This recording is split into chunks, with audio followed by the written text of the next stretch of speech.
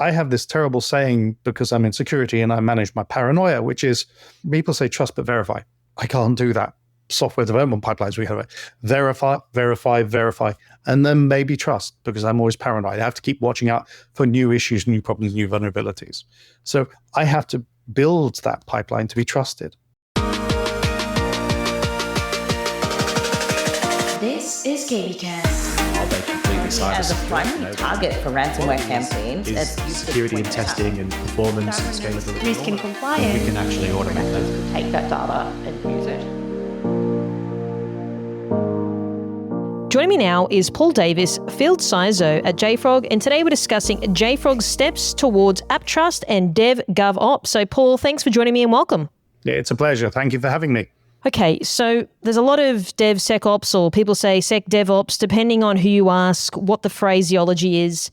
I want to start perhaps, or more specifically with AppTrust. I want to start there because the word trust is an interesting one, and depending on who you ask what it means to them, the definition changes. So I'm keen to understand, what does AppTrust sort of mean to you, Paul, and then more broadly, what does it mean to JFrog? So you're right. Trust is a big thing. It's been shown to impact in so many ways, both internally inside an organization and externally with its users, whether it's customers or partners or whatever. But the thing is, if you trust something, which in today's world is very hard, you're more likely to use it. You're more likely to trust the person. If you're a trusted advisor, for example, you trust them what they're going to tell you, etc. So trust is a big thing. And building that trust is so critical. And when it comes to the world like of software, I want to be able to trust the software. I want to be able to know that it's going to work consistently. I know when I open it up, it's going to perform. I trust it. And unfortunately, in today's world, loyalty is hard. We both have multiple right apps on our phone because you want one or the other, etc. So the experience of trusting it and knowing you're going to get something when you want it is so key. Now, the other side of it is to build trust. It's not just the developers, it's not just security, it's everybody involved, right? And so when typically we're talking with DevSecOps or DevOps or MLOps or MLSecOps or, SecOps, etc., the ripple effect of somebody releasing a piece of software saying, I want this to go into production, all the controls we have around compliance and regulations and testing and all that sort of stuff is all about making sure that the end product that's usable by other people is trusted. Now, typically in the world of development, and I talk as a sort of recovering reluctant developer, we deal with releases. And in today's world, we don't deal with monolithic applications and single things. They're usually multiple pieces that fit together. So that then when we're down in the weeds of development, this release is coming in. But when we talk to the executives, when we talk to our users, we don't talk about that. We say, hey, this application has this new feature. We fixed this bug. So AppTrust is a way of pivoting to say that this whole application with all these pieces that make up this software is trusted. And with that, you'll say, well, how do you know it's trusted? Well, you have to have a predictable, reliable, consistent way of developing software, designing software, testing software, rolling it into production. And so you need to make sure you've got control gates for all of that stuff. Right? And so AppTrust is really moving the trust conversation from what I call down in the weeds of development up into the world where, do I trust this application? Do I trust this service sitting on the internet? That's what it comes down to. So AppTrust for me is about elevating the conversation so that it's relevant to everybody and gives us this assurance, this sort of certification saying, this has gone through everything. And I know I'm going to have better experience for all the people that use this. So there's a couple of things that I want to get into a little bit more. You said we want to be able to use something like when we want it, which is now just the day and age that we're in terms of business, more generally speaking. People will go elsewhere if they can't get it super fast, super quick, it's not working, etc. And you said before you're a recovering developer, if you've been on like the App Store and it's like someone's comments like, oh, the app sucked and I couldn't use it and therefore I'm not using it again. So I think we're in this really aggressive way of business nowadays, which probably in turn puts a lot more pressure on developers to be able to ship this stuff out a lot quicker, right? So how does that, in terms of the way the business is moving now, how does that sort of sit with you in terms of still maintaining that trust? So as I mentioned before, this whole thing of having a consistent, reliable, predictable methodology, approach, pipeline for your software. And what you're trying to do is you're trying to balance agility with features, with bug fixes, with innovation, and getting something that's safe. Now, nowadays, we're not doing typically annual releases. There could be quarterly releases, weekly releases. We have Agile where we're doing releases every 30 minutes. The only way you can do all those things consistently is to automate, right?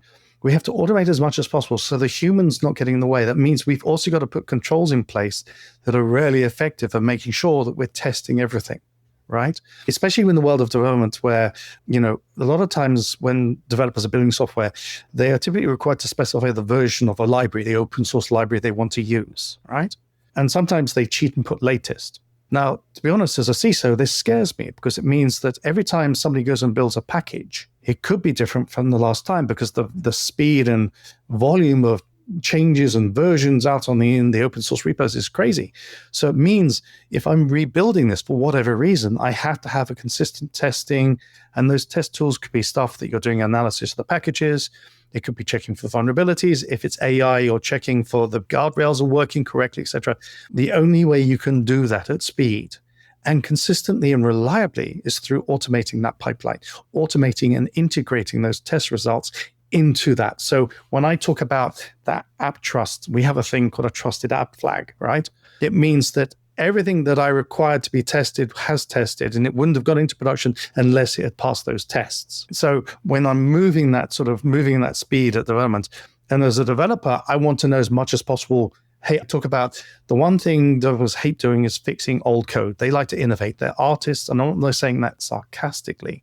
I'm saying that because it is a very creative art of hacking code to make it do things that publishers asked you to make it do. But the one thing you don't want to do is go back and have to fix a vulnerability, an issue, etc. So if I can get the developers to have that information, that means that they then are committing more trusted code into the central repo, like Artifactory. And therefore, the down ripple effect, that means it's going to be less likely to get rejected as it goes through the tests and ends in production. So for me, that whole consistency of how it impacts the whole pipeline and all the different groups means that's why trust is a big internal thing. But I have this terrible saying because I'm in security and I manage my paranoia, which is people say trust but verify. I can't do that. Software development pipelines, we have verify, and then maybe trust because I'm always paranoid. I have to keep watching out for new issues, new problems, new vulnerabilities. So I have to build that pipeline to be trusted. So the operative word that you used was a couple of words, but one of which that stood out to me was automate. So how are people's sort of mindsets from a security point of view when we're automating things? Does that give people anxiety? And the reason why I say that is because it's about relinquishing control. Security, historically, it's about having control. And now because of how the market's moving with AI and automation and getting stuff faster and faster, we have to be able to relinquish a little bit of control to automate things to make it go faster, make our life easier. But how does that sit with you? Or more broadly, Paul, how does that sort of sit with security leaders that you're speaking to? So the first thing is just that we have to have a confidence factor, okay? We have to be confident that we've put the controls in place.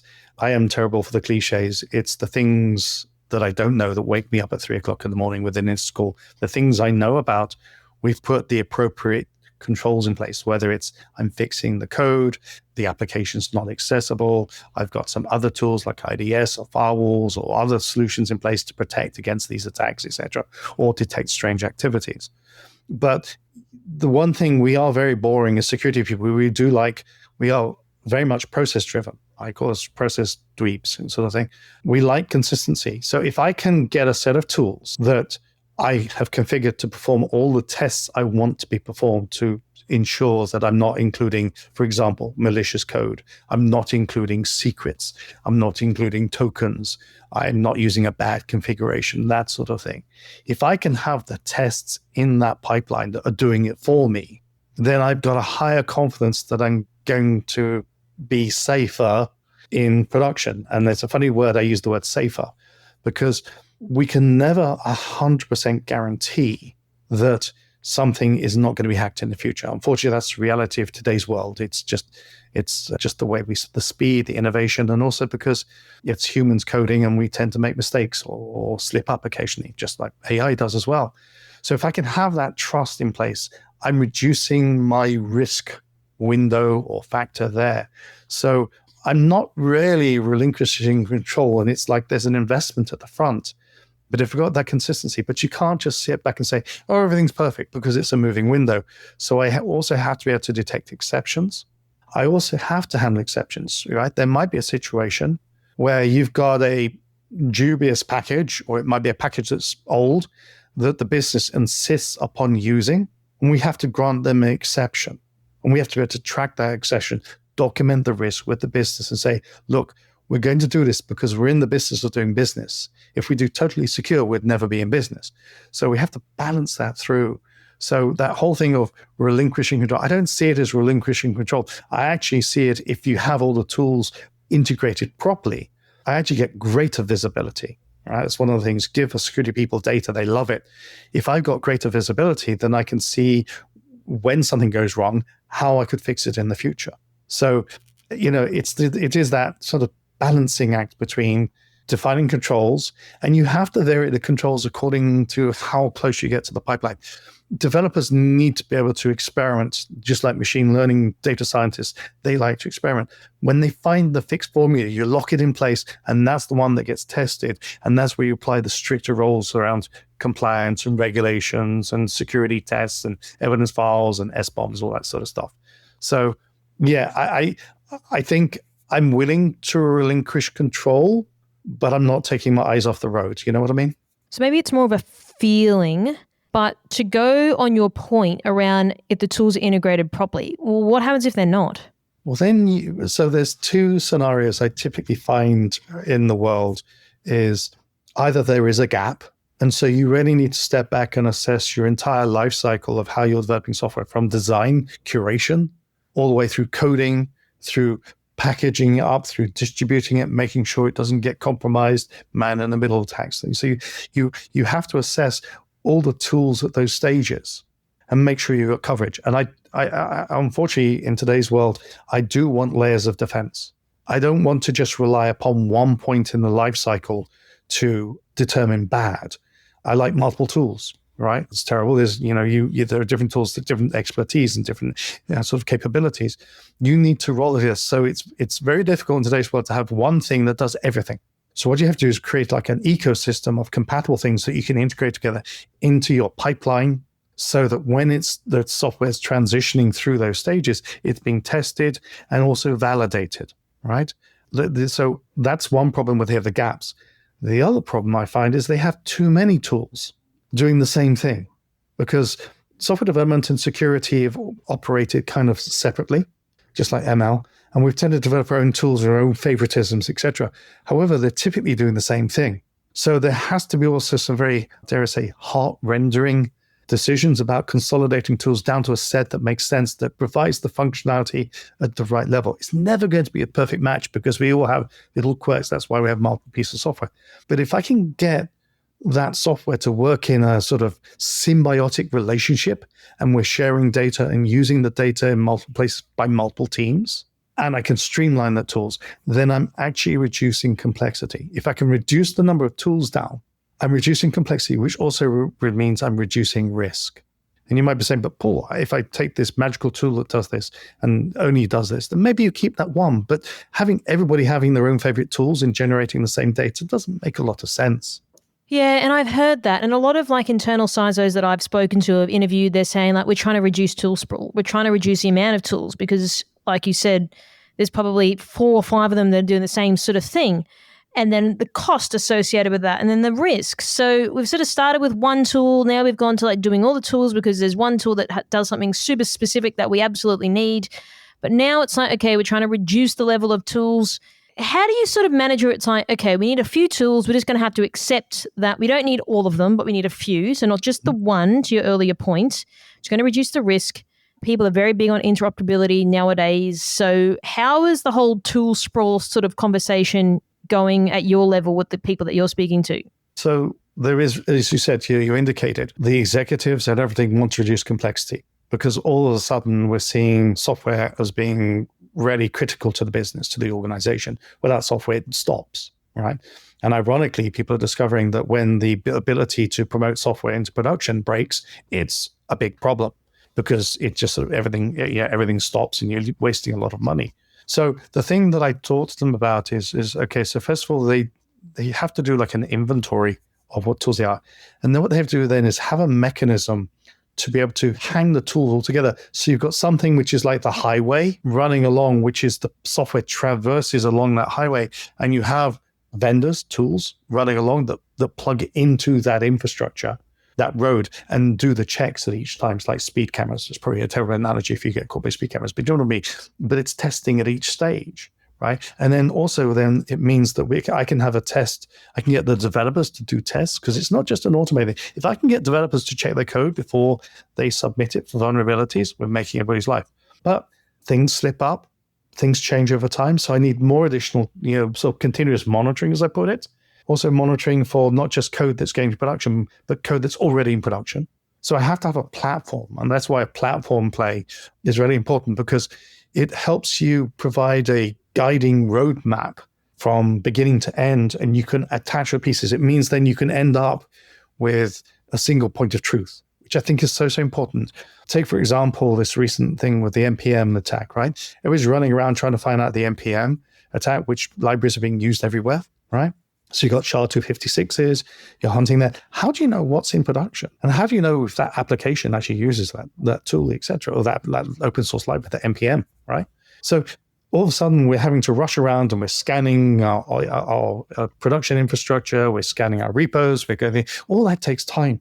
Whereas if I could just have one place where I have all that data and I can say, hey, show me which applications have this vulnerability.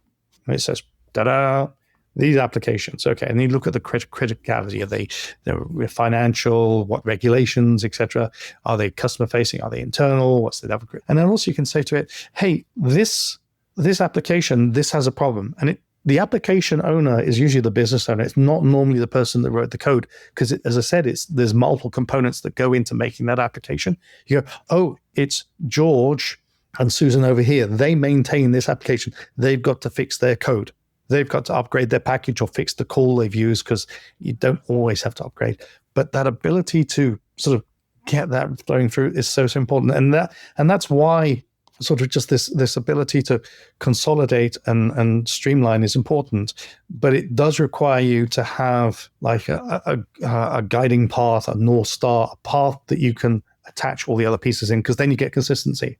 And also then I can drive through to one thing which I really love to, which is reduce the repulse into production. Because a lot of people say, Paul, where do I start, right? You could start at the basic things, stopping bad stuff coming in, right? Bad open source packages, right? Things like JFrog's curation that does that. But also I've got controls in my pipeline where I can put checks and balances in place to say, don't allow it to, if I can have the same tools, the same processes, the same processing, whether it's change controls, business approval, risk management, etc., at that gate into production, and I can get all the software going there, then that's a good place to start as well. And so by doing all the things you just mentioned here today, Paul, would you say that, and given how aggressive business is getting now with staying ahead and being number one and trying to maintain that moat around people's businesses so their competitor doesn't sort of swim up beside them and overtake them, do you think that now having these tools is going to allow for developers to ship this code quickly but securely? Yes. Very simple statement. Yeah, because otherwise I'd be crazy. Yeah, the thing is the if we can automate things, so imagine somebody wants to use a new version of software, okay? And they have this situation where normally they would have to get an exception approved. So that's a manual process. So that takes a few days, right? Or they just use it and guess that it's okay. I can say that I've done the pip installs, the NPM installs, etc., on my own code in the past, and I haven't given a damn about the security or the licensing. Is it copyleft? Is it permissive? Has it got a CVE? I just used it because I'm focused just purely on getting it working, right? So I tend to ignore that stuff. But if I can get the developer to sort of become almost like a security practitioner, I'm terrible for doing this, but get them the information and they say, why do I want to do this? I don't want to be a security professional. I'm a developer. I code. Well, I'm actually making your life easier because the code isn't going to come bouncing back later because it's been rejected by one of the tests further down the pipeline. It also means you're going to have less likely incidents in production because somebody would have hacked your code, through one of the OWASP attacks and things like that. So it's that whole thing. So I think that does accelerate. And the automation means that we spend less time doing boring, repetitive stuff than actually doing the real work of looking at the more complicated, more challenging goals, which is what our brains are suited for, Engineering teams are increasingly being pulled into the compliance conversation, and it's not where you want your sprint hours going. Vanta automates the painful bits of ISO 27001, SOC 2, and GDPR, so your team can spend less time on audits and more time building things that matter. Visit vanta.com/KBcast. That's VANTA.com/KBcast to learn more. And I do understand your comment around, developers saying, hey, like I'm a developer, I'm not a security person, which makes sense. But then also by enabling this is making sure you're not building on super dodgy code as well. So all of this is really interesting. And then I want to zoom out and talk about trust factor a little bit more. Mm-hmm. Because again, it's something that I'm constantly hearing. I mean, we've spoken about trust the last 15 years plus, but I want to sort of get deeper into this because I think this is really, really important. And now with everything that's going on with all these breaches and things that are happening in terms of businesses being disrupted and not continuing, but something's happened, like people are on edge when it comes to trust. Yeah. I mean, that's why, ironically, we have regulations. It's a knee-jerk reaction by some regulatory body to make sure that we are doing things the right way, that we're custodians of data, we're custodians of software, etc. From that perspective, that's what the trust factor really comes down to, right? Because everybody, it's kind of sad in today's world. We expect everything to work perfectly. And when a piece of software doesn't work and we hit there on our iPhone or Android frantically tapping the same button expecting a different result because there's a bug, it's a thing. And so people expect to have 100% trust.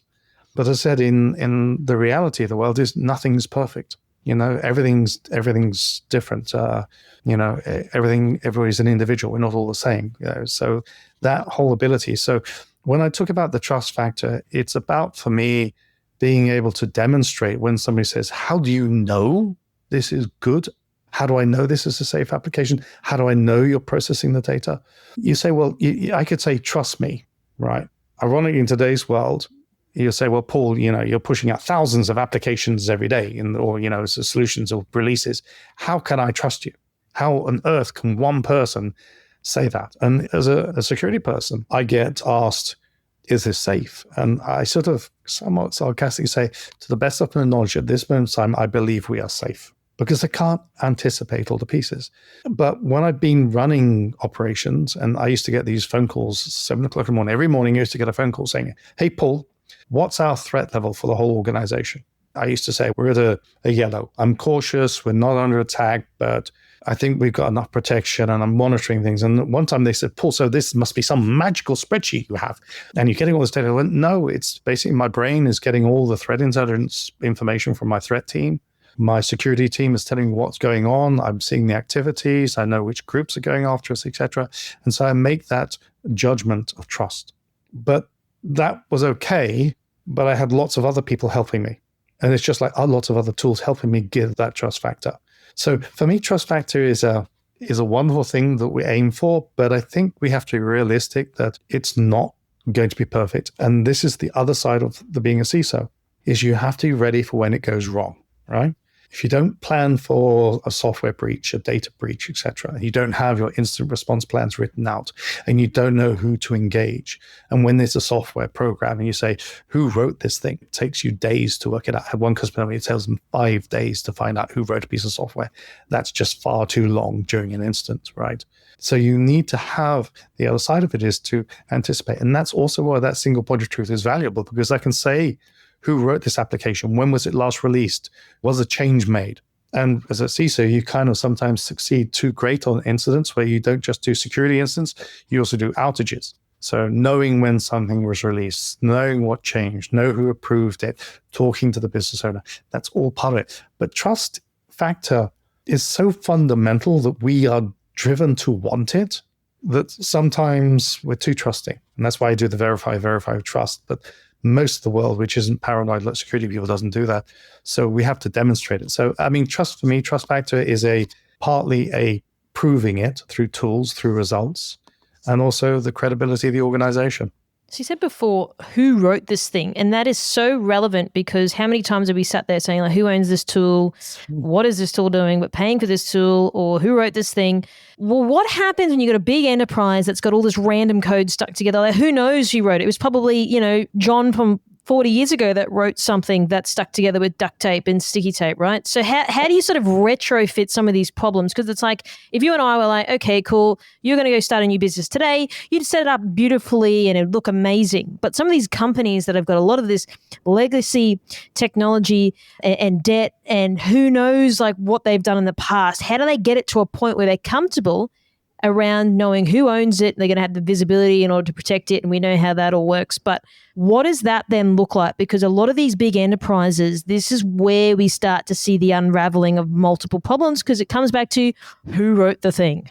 Yeah, it can be fun. It sometimes can be a bit like being Sherlock Holmes, where you have to be a detective, especially if you don't have the change records, especially if you don't know who wrote it. And you said, if you're going back years, it's a real nightmare. And that's why it's really important as well so we have this concept in JFrog where we talk about being able to generate the SBOM. This is the manifest of all the things that Power has built, the components of it. But there's another side to it as well, which is evidence files. And evidence files are things like the results of the tests. But it also should include as well the things like the change control window. Like, for example, we mentioned AppTrust. One of the great things, which it sounds so simple and crazy, is one of our new ecosystem partners is ServiceNow, right? So imagine you're trying to roll out a piece of software and it needs an approval from the business who's typically operating in ServiceNow. And the system will say, hold on a second, we haven't got an approval. It'll automatically generate the request to the business owner or whoever needs to approve it to say, hey, can I do this? That ticket will be created, that request will be created in ServiceNow. They will then acknowledge it and accept it, and we can do all the ServiceNow for workflows and the escalations, the SLAs. And when it come back and they say yes, it automatically comes back to the build engine in JFrog and says, great, you can go now. That's automation. But that ability to sort of drive that through that permission comes into it for me. And so, I now know somebody approved it. I can now say, hey, no rogue apps are going to end up in production, hopefully, that haven't been approved. I'm trying to make it less process-orientated, a human drain, but at some points, people have to give an approval or give an acceptance. But it is that sort of process of melding the pieces together to get back to that trust factor. If this business owner just says, yeah, and they don't understand the true implications, or they say, or they don't take it seriously, they'll soon learn on the next incident saying, why did you approve this? So that traceability. But it's also, ironically, this is one of the sad parts of this world is, did you know that 80% of the code used in software is typically written by people we don't know, open source libraries? We don't know those people, but we trust them. So a lot of times, issues and vulnerabilities are caused outside, we do software programming bugs and loop problems, and good old OWASP top 20 or top 10 comes into play. But also, we've also got to have the ability to understand the risk posed by that 80% of things that could also cause me problems. And then, okay, who requested this package? Who allowed this package into our environment, right? It's like we have a category called malicious. We'd never let malicious packages into production. We'd never let developers touch malicious because they are literally being attacked now as well. So the who is the developer, the authorizer, the infrastructure management people, and those third parties, and dare I say in the future with agentic non-human identities, NHIs. So you talk about open source like repos, for example. I mean, I've had someone on the show just saying, absolutely don't do it at all. But then that's not realistic for certain projects, right? So how do we sort of blend, to your point, like we don't want to drown people in boring processes, but how do we approach it to be realistic, that we may have to turn to like GitHub and friends to get stuff from, perhaps, if we're building something that's innovative and we're under pressure and we got things out the door. But then, some people in this space at times can be unrealistic. We can't just say, oh, no, absolutely not. But it's also about mitigating the risk. So how do you sort of find that equilibrium? Yeah, it is a risk calculation, right? You could decide, and there are a couple of organizations, highly sensitive, that don't use any external libraries. They write it all themselves, or maybe they accidentally get the code and scan it and clean it. And there are some vendors out there also that clean libraries, etc. But it is a risk calculation. But the first starting point is to say, what's my basic criteria of what I will allow to be used inside my environment? What policies should I have in place to actually allow, developers or data scientists to use this stuff? And you start with, hey, do I want malicious? Right? No, I don't. Nobody should have any reason, unless you're a security research team, to play around with malicious libraries, right? Then you'll say to yourself, well, hold on a second. With this recent incident, and it typically takes the security community a few days to detect an alert on bad, as one might say. Actually, I don't want any developers to play with stuff which is, say, younger than 5 days, right? You've immediately started putting policy in place. And then you start saying, well, I want to start protecting my IP. So I don't want to allow copyleft licenses unless there's an exception request, right? So you start putting this policy in place and you start gradually to put those controls in place, right? And it's very difficult in today's world to say, I'm not going to use a third-party package. It's like I program in Python, right? I hate JSON. I know JSON is everybody's loving, but for some strange reason, for me, parsing JSON and Python it gives me heartache. I'm incompatible with it, but I have to use it. So I use third-party libraries to help me traverse through JSON libraries to do things, right? If I had tried to write my own, I would have given up. So I go and do it. If I'm trying to innovate and develop leading edge software, then I want to speed things up. So I'll go and use those libraries. And I rely upon the community and the threat security research teams to actually go and do the assessment and tell me that. But I have to have the controls in my pipeline to detect, am I going to allow this bad thing in? And also it could turn bad later on. So how do I do continuous monitoring to see if a vulnerability or bug was discovered later?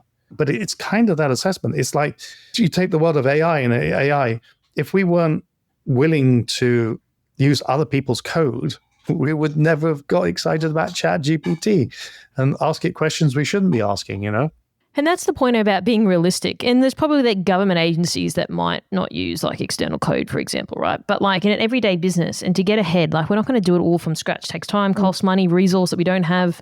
So it's about, hey, there's going to be some risks. Need to assess it. We need to make sure it's not malicious or it's not injecting something that we don't need. That's the part where I really want to focus on, because it's about being realistic in this day and age, about being competitive in the market, getting stuff out there, building better features.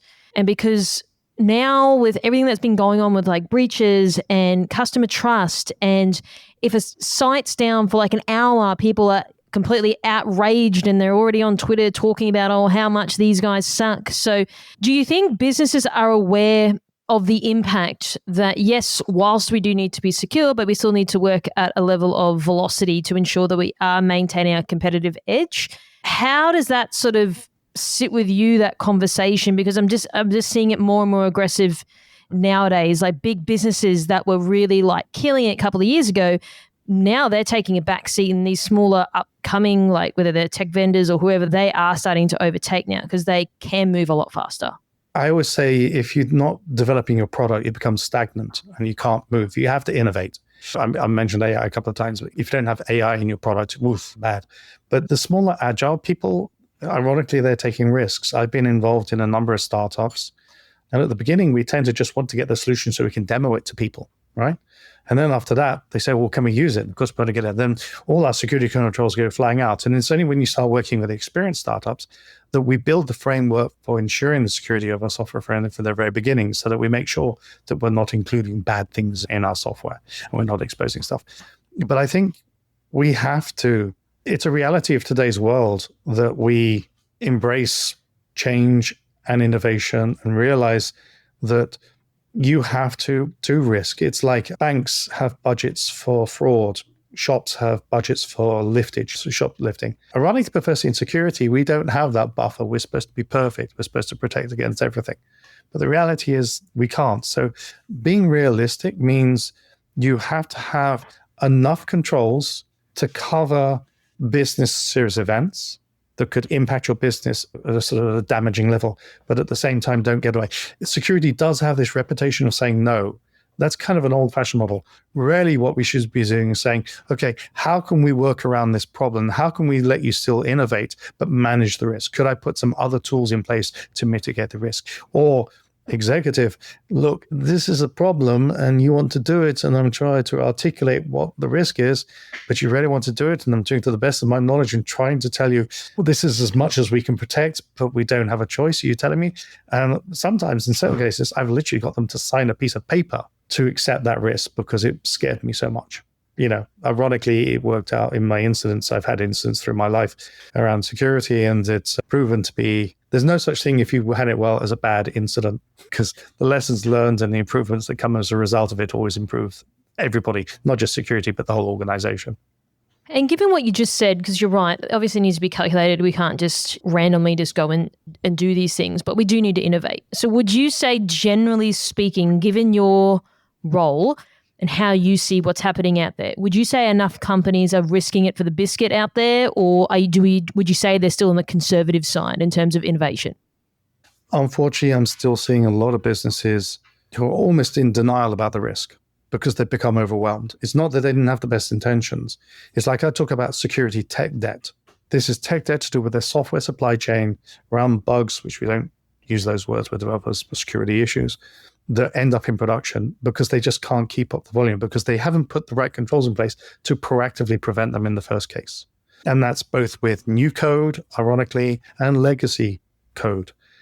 The problem is I think companies are realizing this is business impacting, but it's such a huge transformation. I'm working with major organizations, helping them transform and mature their pipelines so they can become more agile, more effective, less onerous in their process of checking their software, and helping them whittle down that backlog, which has been building there for years. It's kind of scary how big the volumes are. But it is, unfortunately, I don't want to say it's a perfect world. It's actually quite a bad world at times when you understand the state. But everybody has the best intentions. Everybody knows we have to fix it. You just have to have a good plan to how you get out of that dark place, as one might say. So when you're working with private enterprises, I guess it's one thing to do a bit more risky business. But what about government entities? They're known for being old, slow, not innovating, scared. Well, I mean, at least I'm an Australian. I live in the US now, but that's how a lot of people perceive those government agencies, right? So what's their sort of position then to innovate and do things a bit different to stay modern as well? I mean, I actually was attending a government conference a few years ago and got told off for saying that the pressures on the sort of enterprise, the commercial world, are actually impacting the government. We have different rules about people, resources, and stuff like that, but the same risks around security exists. Being hacked, being denial of service, compromise, being exposed. We do have more rigorous controls because the financial sector and the government are very, very tightly controlled and regulated because there's a lot of risk. But at the same time, their constituents expect them to have a mobile app to do parking apps and stuff like that, and they leverage external groups who are using open software to deliver the capabilities. When you do your tax returns, you're using a website that has got open source. So there is an expectation, probably a higher expectation on government organizations to be more secure and more safe. Now, the reality is it's tough. I think it's the same challenge that they exist. It doesn't mean that they have more resources or more people. They're just as constrained as anybody else. And they're facing the same challenges about how do I ensure that what I'm delivering to my constituents and protecting data. And I'm talking about like the public government. The military is a whole different game. But in some cases, they rely on some other controls, which sometimes might not be good, but it's all got the same challenge of I need to keep up with the data because there's so much data out there. We've got structured and unstructured data that can be leveraged to help improve and make us help better decisions, whether you're commercial or government. That data helps you. That is those insights. You need to be able to process that data. You need to be able to massage it, and you need to be able to do it consistently and reliably and prove it. Otherwise, you get called up before Congress and asked to explain why it went wrong. So I think the pressures are the same. In some ways, I feel sometimes the government has a bigger challenge than commercial because, as you said, they are slower, they are bigger, and resistance to change can be thought to be there. But I know I work with many of them and that need to keep up, to innovate. And some of the programs they're up to are absolutely amazing on bleeding edge around data analysis, stuff like that. So it's good. But in my humble opinion, we face the same challenges about how do I leverage code and how do I separate it? How do I air gap it? And should I or should I not, do, open source software? Or do I need to write my own? And how do I do that? Same problems and different problems, but all are big challenges for all organizations. So then what's DevGovOps? So this is that process of automating and tracking. So interesting enough, when people are doing sort of building software, there's always some aspect of regulation framework, whether it's CISO or S2C2 from Microsoft, or PCI, or financial regulations, or EU with the AI and the GDPR and all that stuff, or the US with it. We have these things, and we need to show quickly and effectively that our software has passed all the tests we've said we're going to do. So DevGovOps is this ability to actually start. Remember I talked about the evidence files? If I can put controls in place that say this piece of software is never going to end up in production unless it has performed all the tests that I documented I was going to do to comply with this regulation, it's never going to end. And I can tag that application as requiring this particular policy. So it's PCI or GDPR, whatever it is, right? And then when it comes to checking those results, I can then automate. First of all, I'm automating. So I'm enforcing what controls. Nothing goes in production unless it's passed. Then when you come to be audited and assessed, you can say, hey, you don't need to go through logs. Here's all the results. Here's all the evidence files. Here's the controls. Here's the exceptions. All of a sudden, being assessed for that compliance makes it easier. But we can embed that into the pipeline of development. So it becomes automated and it becomes enabled. That ability to start assessing at the application level compliance, because as I said, you might for PCI have one module which handles credit cards. But a lot of times there are other regulations for a SOX 2, whatever it is, that requires you to certify the application has followed a process. And that ability to be able to break down compliance to different pieces, but also to manage governance of compliance across the application's lifecycle makes it more relevant. So it's going to speed up the ability to be assessed. It's going to reduce workload around the ability to actually enforce compliance. And is also going to give us the ability to start identifying exceptions to the process. So for me, DevGovOps is embedding the automatic testing and the tests that we want to do to ensure compliance into the process, so it's transparent and it's painless. But we gain the visibility, we gain the data, we can actually prove it, as they say. And then lastly, Paul, what's one thing that you'd like to leave our audience with today? Any final thoughts? Oh, there's so many.